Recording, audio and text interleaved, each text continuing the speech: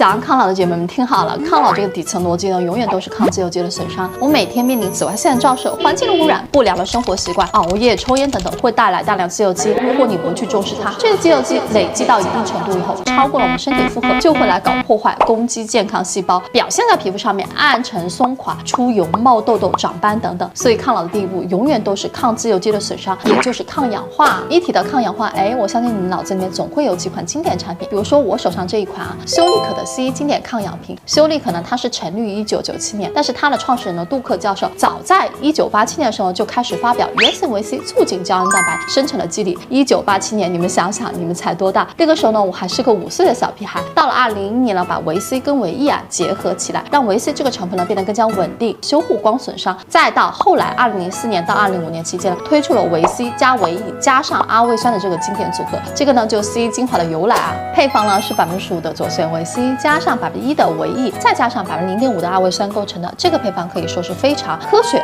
高效的这种3重抗氧化公式，能让维 C 的抗氧化能力呢呈8倍的增长。这个也是单一维 C 产品做不到的。这个配方呢，修丽可一直沿用到今天，也被很多中小品牌给模仿。但是呢，姐妹们还是有句实话要讲成分平替不等于功效相同，研发背景、专利、配方、实验数据，哪怕是原料来源完全不一样，没有一样是可以平替的。质地呢是这种水水的，非常的清爽，就是不论你是干皮还是油皮，都是可以轻松驾驭的。然后呢，就是如果是白天使用，可以很好的对抗氧损伤，一整天的皮肤都不暗沉。晚上用呢，可以把它当美白精华，美白同时呢还能够促进胶原蛋白再生。用原型维 C 是有一定技巧的，开封以后呢，最好是在1个月就把它用完。其次呢，就是一定干手干脸直接用，前面不要用什么爽肤水以免对它 pH 值进行干扰。每次4到6滴，按压到全脸吸收，等完全干透以后，再去上后续的保养品。抗氧方面，你可以永远相信修丽可好了，今天分享的就到这里啦。如果觉得这一期做的内容还不错，给我点赞跟收藏。如果觉得我还不错，关注一下我，我们下期见，拜拜。